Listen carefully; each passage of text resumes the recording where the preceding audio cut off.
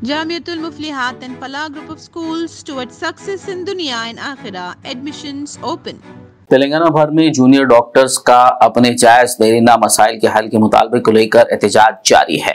इसी के तहत आज हफ्ते को हैदराबाद और आदिलाबाद के अलावा दीगर मकामात पर जूनियर डॉक्टर्स ने आंखों पर काली पट्टियां बांधकर एहतजाज किया। उन्होंने मसाइल के हल के लिए हुकूमत को हड़ताल का नोटिस देने के बावजूद कोई जवाब नहीं मिलने पर अफसोस का इजहार किया।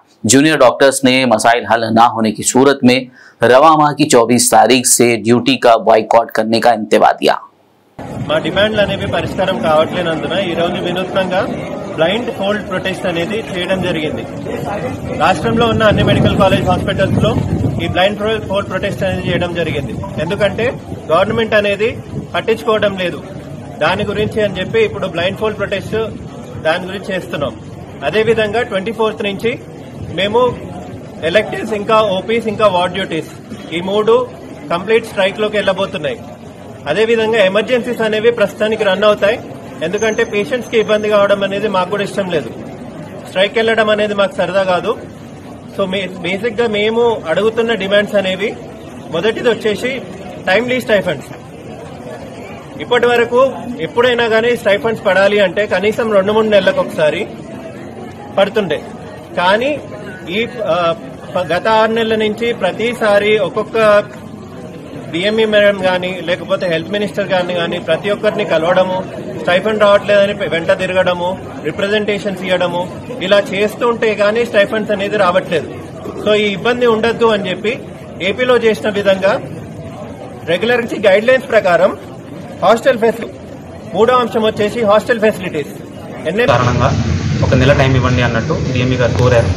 అదే మాట మీద మేము ఒక నెల ఆగాము. తర్వాత ఈ 24వ తారీఖు నుంచి మేము స్ట్రైక్కి వెళ్తున్నట్టుగా ఒక నోటీస్ ఒక వారం రోజుల ముందు డిఎంఈ మేడం గారికి ఇవ్వడం జరిగింది.